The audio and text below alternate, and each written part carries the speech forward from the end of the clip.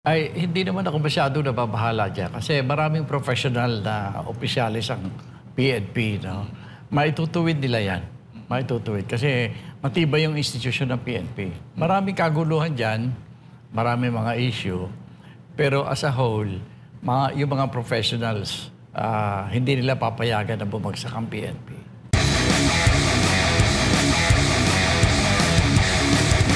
Napaka-mainit pa po itong pagkakasiba sa pwesto ni PNP Chief Nick Torre. Kahapon po yan, Sir Norberto. Ano ho ba ang reaksyon po ninyo? Kayo ho ba nabigla din sa pagkakasibak ng ganon-ganon lang? Walang parang...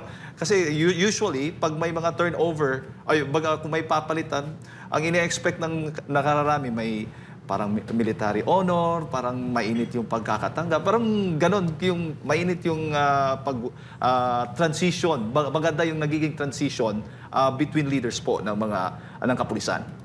Well, actually may nadidinig tayong mga chismis tungkol dyan, pero hindi natin akalain na totoo pala.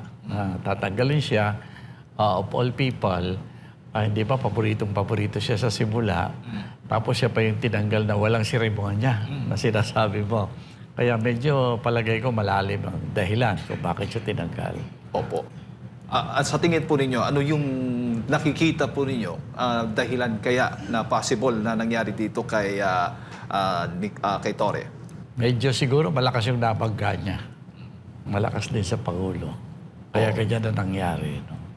Opo. Kasi nga, yung pumalit sa kanya, yun din yung same official na pinapalitan niya sa Mindanao. So ganito nagkakaugnay po lahat ng mga istorya na yan, Sir Norberto.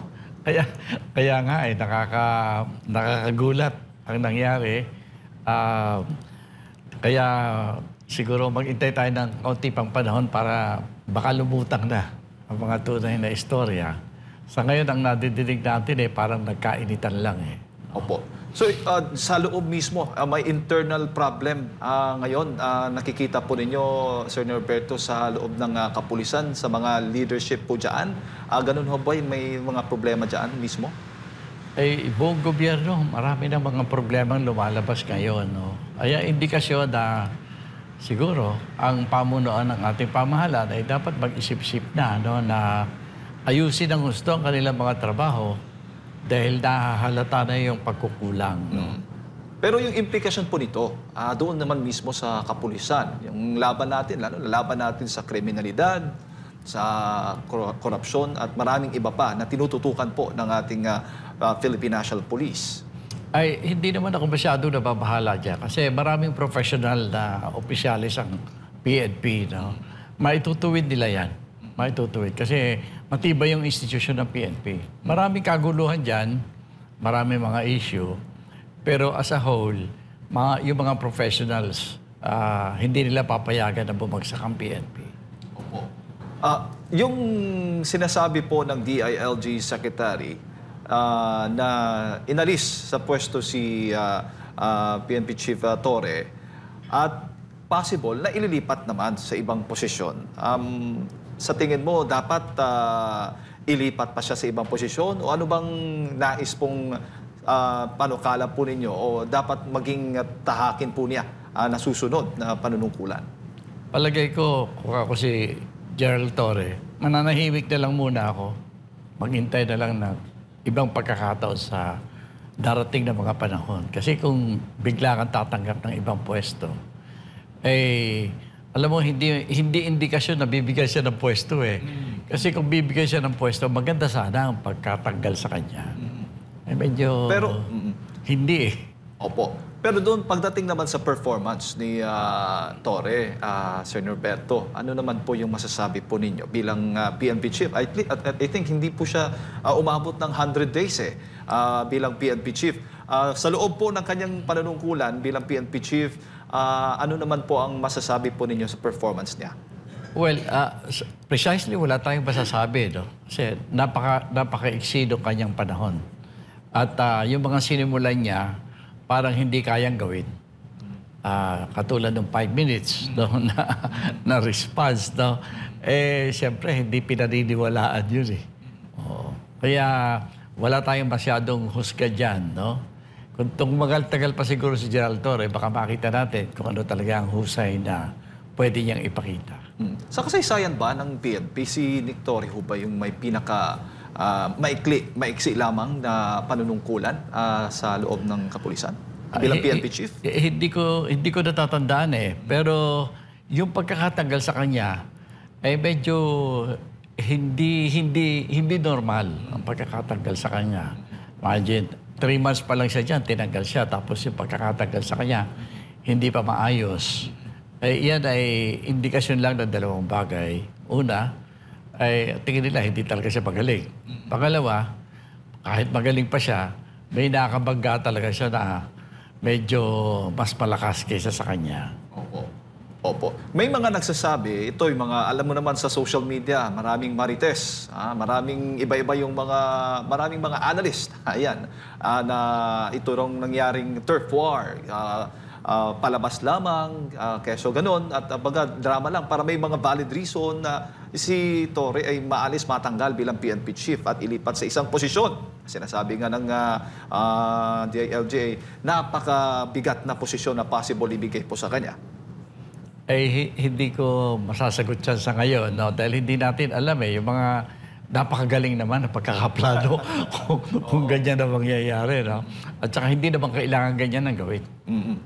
Sinaktan mo, tapos bibigyan mo ng regalo. Kaya nga, opo. Di tama. Bago ko lang ipasa kay Partner Admar, Sir Norberto, ano naman po ang masasabi po ninyo dito sa bagong PNP chief na itinalaga si Police Lieutenant General Natales? Tingnan natin. Ako lang medyo ang kinakabahala ko lang dyan ay sinasabi na may para bang nagkakaroon ng competition yung ating trading ng mga armed forces dati. Tapos itong trading ng mga police. No? Dalawang institusyon yan sana wag pag-awayin. Yung dalawang institusyon, yung para sa police at para sa military. Kasi sinasabi nila, itong bago galing sa PMA No. Si Gerald Torre galing sa PNPA. Sana magpag-awayin. Opo, speaking of armed forces na nababanggit niyo po, Secretary, kamakailan lang po, siguro early part ng buwang kasalukuyan, ay nabanggit ng mismong hepe ng Armed Forces of the Philippines patungkol dito sa posibleng paglalanga ng issue dyan po sa Taiwan at pinaghahanda niya yung mga tropa o yung mga sundalo in case at meron din naging pahayag po ang Pangulo na hindi may iwasan na may involved din talaga yung Pilipinas sakaling sumiklab yung gulo dyan sa Taiwan. Tanong ko lang po, ano ba yung naging stand sa mahabang panahon patungkol po dyan sa conflict ng Taiwan at China po ng Pilipinas? Ano po yung stand na? Siya ba ay sa mahabang panahon, inoobserba niya, kinikilala niya yung One China policy po? Well, hanggang ngayon, opisyal na posisyon natin yung One China policy. No? Ibig sabihin, tinitingnan natin ang Taiwan bilang bahagi ng China. Yan ay hanggang sa ngayon na hindi pa napapalitan ang posisyon na yan. No? Kaya lamang, dahil nga sa nangyayari sa West Philippine Sea, no? Para bang nauugday tuloy tayo. Kung tutusin, dapat yung issue ng Taiwan mula sa China at saka mainland China yan, at saka Taiwan. No? Pero nadadawi tayo dyan. Kasi para bang idinadamay tayo, hindi lang ng Amerika. Pati yung China gusto rin tayong idamay Kasi lumulubha yung sitwasyon natin sa West Philippine Sea na hindi naman dapat. At hindi nangyayari noong araw.